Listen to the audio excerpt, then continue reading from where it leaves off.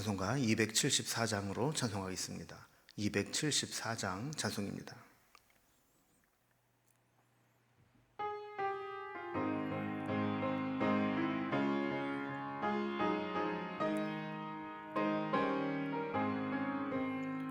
나 행한 건 죄뿐이니 주 예수께 비옵기는 나의 몸과 나의 맘을 깨끗하게 하옵소서. 물 가지고 날 씻든지 불 가지고 태우든지 내 안과 밖 다 닦으사 내 모든 죄 멸하소서. 내 어두운 눈 밝히시니 참 기쁘고 고마우나 그보다 더 원하오니 정결한 마음 주옵소서. 물 가지고 날 씻든지 불 가지고 태우든지 내 안과 밖 다 닦으사 내 모든 죄 멸하소서. 정결한 마음 그 속에서 신령한 빛 빛이 오니 이러한 마음 나 얻으면 눈까지도 밝으리라. 물 가지고 날 씻든지 불 가지고 태우든지 내 안과 밖 다 닦으사 내 모든 죄 멸하소서.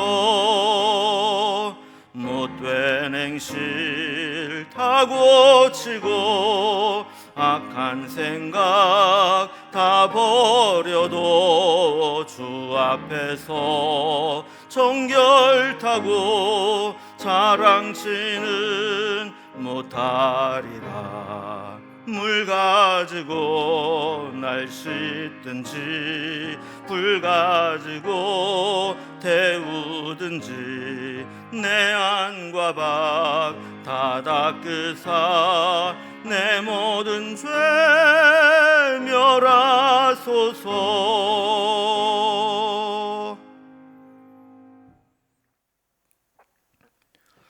오늘 함께 나눌 하나님 말씀은 예레미야애가 1장 12절에서 22절까지 말씀입니다. 예레미야애가 1장 12절에서 22절까지 1143면 말씀을 제가 봉독하겠습니다. 지나가는 모든 사람들이여, 너희에게는 관계가 없는가? 나의 고통과 같은 고통이 있는가 볼지어다.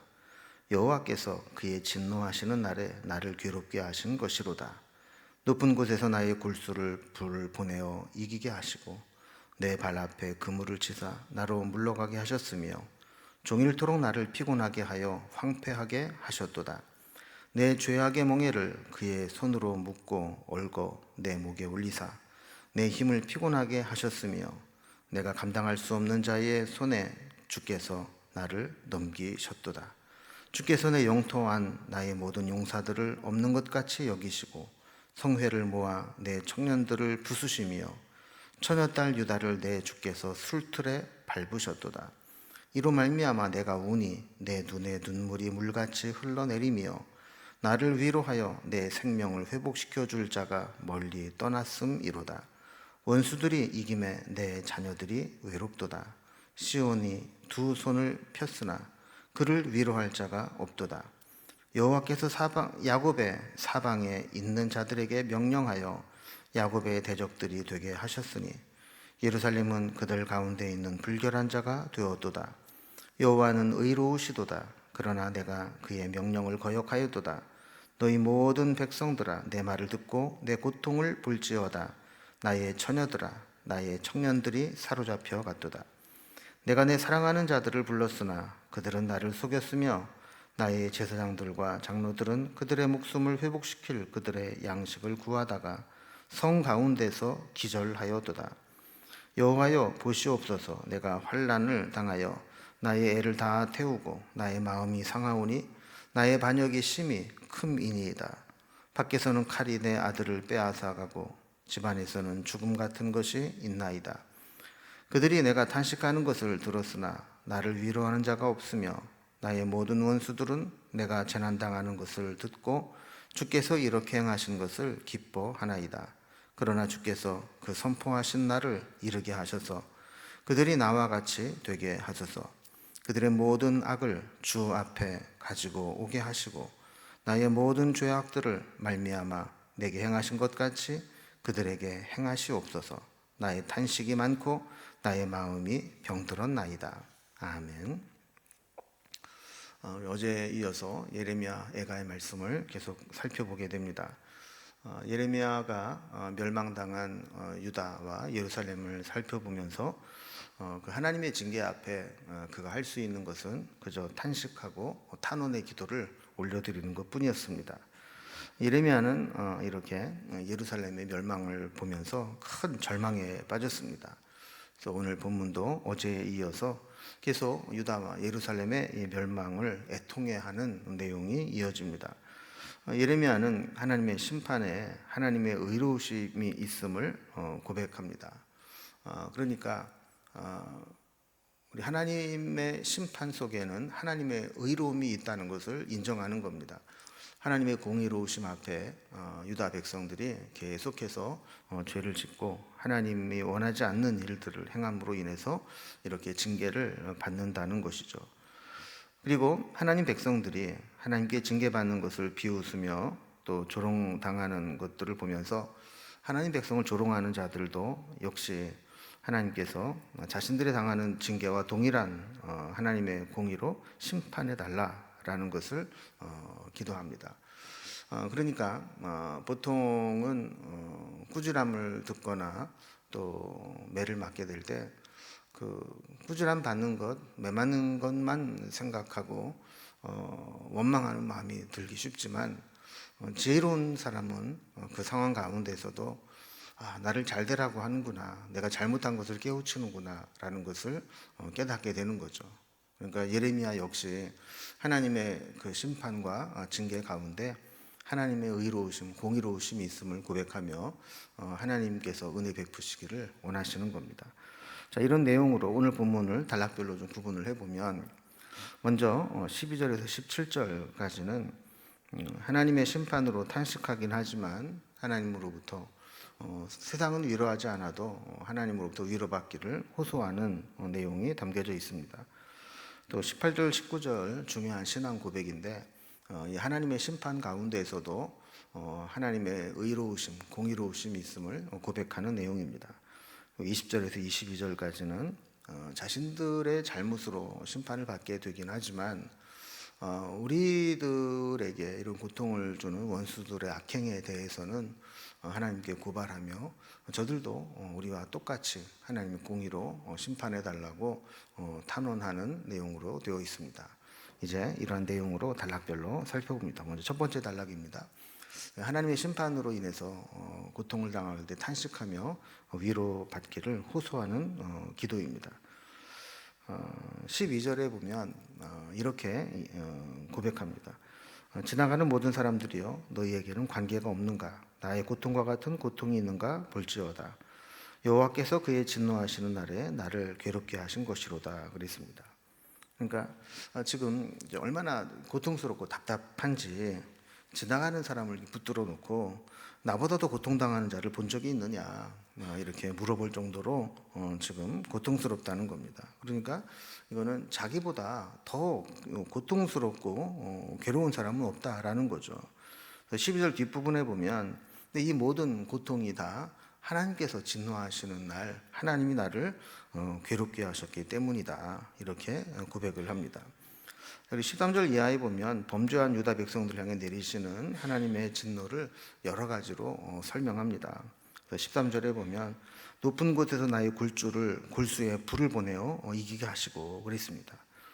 그러니까 우리가 보통 좀 마음에 사무치고 고통스럽고 힘든 상황들을 골수에 사무친다, 이런 표현을 하지 않습니까? 근데 하나님께서 이 골수에 불을 보내서 나를 이기게 하셨다. 그 정도로 나를 고통스럽게 하셨다라는 거예요. 그 다음에 보면 내 발에 그물을 치셨다 그랬습니다.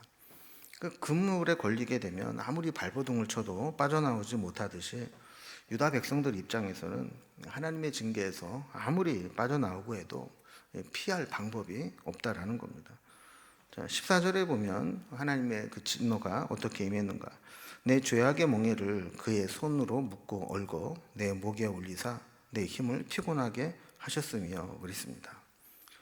그리고 뭐 유도나 주짓수 같은 그런 격투기 같은 것을 보면 막 이렇게 뭐 몸을 조르고 손이나 목을 막 조이면서 결국 막 뼈가 꺾이도록, 그래서 더 이상 이렇게 짓눌리면서 또 피가 통하지 않고 그럴 때 견디지 못하면 항복을 이렇게 하는 것과 마찬가지로 하나님께서 지금 죄악 가운데 있었던 유다 백성들을 하나님의 손으로 묶고 또 그걸 목에 오르고 조르고 하는 것처럼, 그래서 나를 이제 피곤하게 하셨다, 더 이상 견딜 수 없게 하셨다, 이렇게 이야기를 하는 겁니다. 그 다음에 내가 감당할 수 없는 자의 손에 넘기셨도다 그랬습니다. 그러니까 우리가 뭐 대결을 해도 뭐 좀 비슷해서 내가 싸워볼 만한 사람하고 싸우면 뭔가 좀 해보겠는데, 이건 뭐 체급도 안 맞고 뭐 어찌 할 수 없는 그런 자들에게 넘기셔서 그렇게 당할 수밖에 없는 상황을 이야기하는 겁니다. 15절에 보면 주께서 내 영토한 나의 모든 용사를 없는 것 같이 여기셨다 그랬습니다. 그 바벨론에게 이렇게 멸망을 당하기 전까지는 유다도 하나님 주신 은혜를 힘입어서 뭐 자기네들이 뭐라도 이렇게 된 줄 알았습니다. 한때는 뭐 주변에 있는 나라들이 뭐 조공도 바치고 굽신굽신 하니까 뭐 자기네들이 뭐라도 된 것처럼 그렇게 알아듣고 교만하고 기고만장했지만, 이 바벨론의 멸망을 당하고 나니까 자기네들 정말 아무것도 아니고 할 수 있는 것이 아무것도 없다라는 것을 알게 된 거죠. 또 성회로 모아서 청년들을 부수고 이 처녀의 딸들을 술틀에 밟았다, 이런 표현을 하게 됩니다. 그 성회로 모였다는 것은 이제 절기를 지키기 위해서 청년들이 다 모였는데, 거기에 모인 자들이 성회로 모이면서 뭐 은혜를 받고 능력을 받는 게 아니라 오히려 그 한꺼번에 모여 있다가 이 바벨론 군대에게 진멸당하게 되었다라는 겁니다. 16절 말씀이 중요합니다. 이로 말미암아 내가 우니 내 눈에 눈물이 물같이 흘러내리며 나를 위로하여 내 생명을 회복시켜 줄 자가 멀리 떠났습니다. 원수들이 이김에 내 자녀들이 외롭도다 그랬습니다. 자, 이로 말미암아라는 것은 아까 이제 13절부터 15절까지 언급한 유다 백성들, 범죄한 유다 백성들에게 하나님께서 행하신 징계를 얘기하는 겁니다. 이런 징계를 당하고 나니까 울 수밖에 없는데 얼마나 힘든지, 이로 인해서 마치 애통하며 눈에서 눈물이 막 흘러내리는 것과 같이 그렇게 고통스럽게 애통하고 있다라는 겁니다. 그래서 사실은 예레미야가 이런 본문들을 통해서 눈물의 선지자라는 별명을 얻게 된 거죠. 또한 예레미야는 이런 상황에서도 자기를 또 위로해 주거나 생명을 회복시켜 줄 자가 없고 원수들에게 당하게 되었다라는 이야기를 하는 거죠. 17절에 보면 이제 그런 내용이 나옵니다. 시온이 두 손을 폈으나 그를 위로할 자가 없도다. 하나님께서 야곱의 사방에 있는 자들에게 명령하여 야곱의 대적들이 되게 하셨으니 예루살렘은 그들 가운데 있는 불결한 자가 되었도다 그럽니다. 그러니까 두 손을 폈다라는 것은 아무것도 할 수 있는 것이 없어서 다 포기하고 내려놓고 누군가에게 도움을 요청하는 이제 그런 표시입니다. 유다가 지금 그렇게 하는데도 불구하고 아무도 도와주거나 위로하려고 하지 않습니다. 왜냐하면 하나님께서 유다 사방에 있는 사람들에게 유다의 대적이 되도록 하셨다라는 겁니다. 그러니까 우리가 누군가에게 도움을 받게 돼도 그건 하나님이 허락하셨기 때문에 도움을 받는 것이고, 누군가가 우리를 대적해도 그거는 하나님이 허락하셨기 때문에 그렇게 하신 것이라고 받아들이는 거죠. 그러니 그 상대방을 미워하고 욕할 게 아니라 뭐 어쩔 수 없이 나의 잘못을 탓할 수밖에 없는 겁니다. 자, 이런 상황 가운데서 두 번째 단락을 보면 이런 하나님의 그 무시무시한 심판과 징계에도 불구하고 우리가 그 속에서 하나님을 의롭다 할 수밖에 없다라는 겁니다. 18절 말씀 보면 예레미야의 좀 신실한 믿음을 볼 수 있습니다. 여호와는 의로우시도다. 그러나 내가 그의 명령을 거역하여도다. 너희 모든 백성들아 내 말을 듣고 내 고통을 볼지어다. 나의 처녀들과 나의 청년들이 사로잡혀 갔도다. 그랬습니다. 예레미야는 13절에서부터 쭉 고백한 것과 같이 엄청난 징계를 받고 대적들로부터 고통을 당했습니다. 그럼에도 불구하고 그의 고백은 그 하나님의 그 진노 여호와는 의로우시다라는 고백을 하는 겁니다. 유다가 당하는 징계가 고통스럽고 괴로운 일이기는 하지만 그렇게 하시는 하나님의 일에는 공의로우심을 인정할 수밖에 없다라는 겁니다. 왜냐하면 이 하나님의 징계는 결국 이스라엘 백성들의 하나님께 불순종한 죄악의 결과이기 때문입니다. 그래서 고통을 당할수록 이런 것들을 돌아봐야 된다라고 이야기를 하는 거죠. 19절에 보면 내가 내 사랑하는 자들을 불렀으나 그들은 나를 속였으며 나의 제사장들과 장로들은 그들의 목숨을 회복시킬 그들의 양식을 구하다가 성 가운데서 기절하였도다 그랬습니다. 내가 내 사랑하는 자들을 불렀다라고 하는 것은 이 침략해온 바벨론에 대항해서 애굽에 요청했던 것을 의미하는 겁니다. 그러나 애굽은 유다를 돕지 못했습니다. 유다의 요청을 듣고 출정을 했지만 바벨론 군대를 보고 금방 도망가 버리고 만 거죠. 그래서 제사장들과 장로들이 양식을 구하러 다니다가 성 가운데서 기절했다 이렇게 기록을 하고 있습니다. 원래 제사장들이나 장로들이 하는 일이 뭐 이렇게 양식을 구걸하고 뭐 그를 다닐 지휘나 신분의 역할이 아닙니다. 그러나 성에 있는 모든 백성들이 너무나 먹을 게 없고 고통 가운데 있으니까 직접 찾으러 나섰는데 결국 찾지 못하고 중간에 성 가운데 기절해 버리고 말았다는 거예요. 여러분 이 말씀을 보면 보통 사람들은 뭔가 징계를 받으면 서운한 마음이 듭니다. 원망하기 쉽습니다.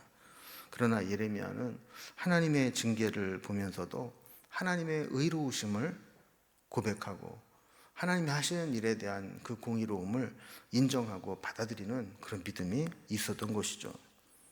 그래서 그는 이렇게 하나님의 의를 받아들이면서 세 번째 단락을 보면 자신의 죄를 인정하면서 한편으로는 자기들을 고통스럽게 하는 원수들에게 하나님께서 그들을 우리에게 한 것과 똑같은 공의로움으로 그들을 심판해 달라고 탄원하는 모습을 보게 됩니다. 우리가 하나님의 징계로 인해서 고통을 당할 때 우리는 하나님께 도움을 요청해야 됩니다. 20절에 보면 예레미야는 이런 환난 때문에 애를 태우고 마음이 상하고 그의 상태를 고백하면서 하나님의 도우심을 구합니다. 그러니까 이 모든 징계를 끝낼 수 있는 열쇠를 하나님이 가지고 계셨고 하나님이 내리신 징계라면 하나님께 기도하는 수밖에는 없다라는 거죠. 21절에 보면 예루살렘의 멸망을 보고 주변에 있는 사람들이 참 위로를 해줘야 마땅하지만 위로하는 자가 없었고 위로는커녕 원수들은 당하는 재난을 고난을 보면서 오히려 그것들을 기뻐하고 조롱하는 모습을 보였다라는 겁니다. 그래서 이런 자들을 향해서 유다가 당했던 고난과 똑같은 고난, 그들이 나와 같게 되게 하소서라는 말은 우리가 당한 이 심판과 똑같은 심판을 그들에게도 행해달라라는 간구죠. 그리고 22절을 보면 그들이 악을 다 하나님 앞에 가지고 나와 하나님의 심판을 받아서 저들도 멸망하게 해달라 이렇게 탄원을 합니다. 슬픔이 기도가 되어서 하나님께 나아가고 있는 모습을 보게 되죠. 세상은 하나님의 백성들을 싫어합니다. 주는 것도 없이 싫어합니다. 그래서 하나님 백성들이 잘 되면 시기 질투를 하고 또 하나님 백성들이 잘못되면 기뻐하며 조롱합니다. 하나님은 이 모든 것들을 다 알고 계시고 공의로움으로 심판하시기 때문에 우리가 할 수 있는 것은 하나님 앞에 모든 것을 맡기고 하나님의 은혜를 구할 뿐이죠. 우리도 뭔가 이렇게 하나님의 심판을 받을 수 있고 징계를 받을 수 있는데 그게 뭐 자연적인 것일 수도 있고 물질적인 것일 수도 있고 사람을 통해서 온 것일 수도 있습니다. 그때 우리가 기억해야 될 것은 뭔가 누군가를 미워하고 누군가에게 책임을 지우는 것으로 이 고난을 이겨내려고 하지 말고 이것이 하나님이 하신 일이라면 하나님의 의로우심이 그 속에 있다라고 인정하면서 내 잘못을 고치고 하나님의 은혜를 구하는 모습, 이것이 필요한 겁니다. 그래서 예레미야도 하나님의 징계를 보면서 어떻게 그럴 수 있냐고 하는 게 아니라 하나님은 의로우시도다라고 고백한 것이죠. 우리에게도 하나님은 의로우심으로 나타나신 줄로 믿습니다. 하나님을 원망하고 세상을 원망하고 사람을 원망하기보다 우리의 모습을 돌아보며 하나님의 의로우심 앞에 우리가 바로 설 수 있는 기회가 될 수 있기를 주님의 이름으로 기원합니다. 기도하겠습니다. 하나님 아버지, 예레미야는 슬픔 가운데서 하나님의 징계를 당하고도 원망하지 않고 도리어 하나님은 의로우시다고 고백하는 모습을 살펴보게 됩니다. 우리도 내 잘못은 잊어버리고 적반하장 격으로 하나님께 원망하고 다른 사람에게 책임을 전가하는 그런 모습이 아니라 모든 것이 전적으로 나의 책임이고 나의 잘못임을 인정하며 하나님 행하신 일은 의로우시고 하나님께서 공의롭게 하셨음을 고백하며 나아가는 저희들이 되어질 수 있도록 인도해 주시옵소서. 오늘도 우리를 환난과 곤고와 어려움 가운데 건져내 주시고 하나님의 징계가 있었다면 그것이 하루속히 끝나고 하나님의 은혜로 회복될 수 있도록 인도해 주시옵소서. 주님께 우리의 모든 삶을 부탁드리며 예수님의 이름으로 기도드리옵나이다. 아멘. 이제 각자의 기도 제목들로 자유롭게 기도하시겠습니다.